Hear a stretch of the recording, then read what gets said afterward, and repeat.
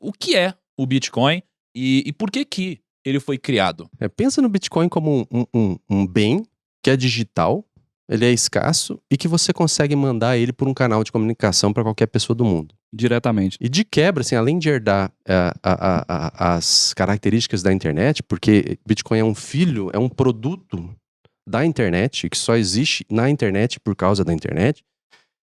Então ele, como você coloca um site no ar, ele já é global. Você não lança um site no Brasil, ele é acessível no mundo inteiro. Você pode até atender o Bitcoin também é assim, quando o Bitcoin ele não existe, ele não está em um país. O que está talvez em um país é a chave privada, por exemplo, que pode estar num celular e o celular está num país. Mas o Bitcoin ele está nessa rede global, né, os Bitcoins todos.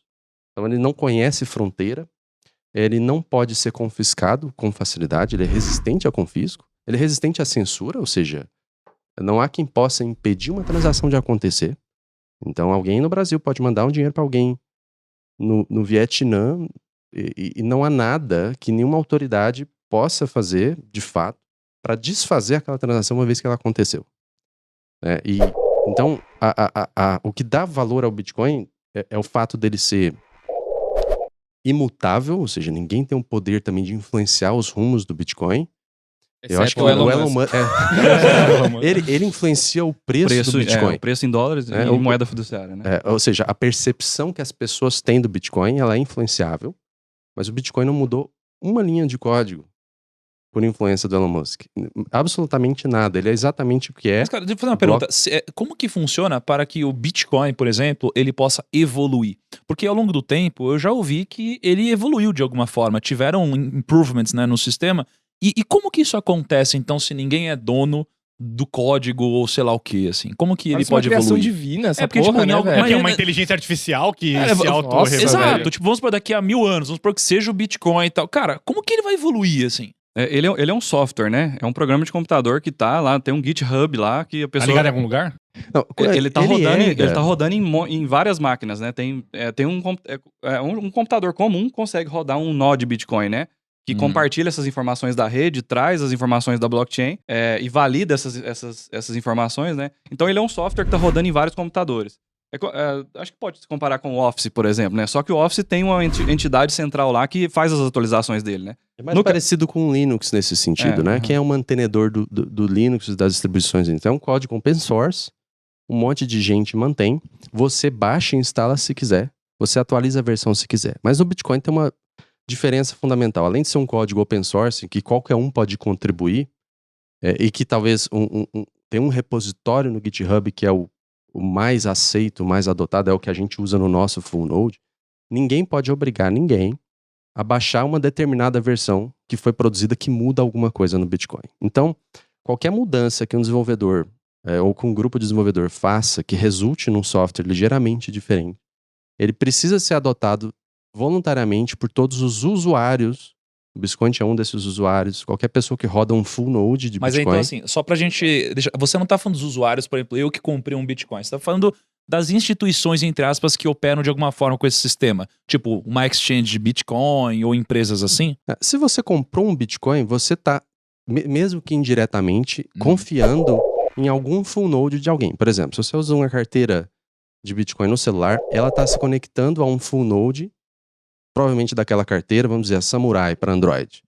Ela tem um full node que o Samurai mantém em pé, e aquele full node é uma versão do código do Bitcoin específica, com determinadas regras de consenso. E são as mesmas regras de consenso que todas as outras versões de todas as outras instalações do mundo seguem.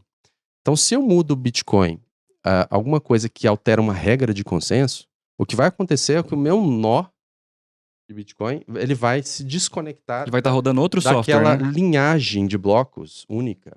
E vai bifurcar em outra linhagem de blocos que, para todos os efeitos, é outro Bitcoin. Então, mudar o Bitcoin é extremamente difícil, porque, embora você possa criar outro, é muito fácil você criar um novo Bitcoin. Por isso que se você tem mais de 10 mil criptomoedas aí, a maioria delas é uma mera cópia com mudanças, pequenos tweaks aí do Bitcoin. Inclusive, a gente até pode falar que esse processo já aconteceu. Lá em 2017, se eu não me engano, a gente teve alguns hard forks, que foi isso, né? Do Bitcoin, onde surgiu o Bitcoin Cash, Bitcoin Gold, Bitcoin Satoshi Vision. Tava meio que na moda. Tava descentralizando assim. Foi bem contencioso isso.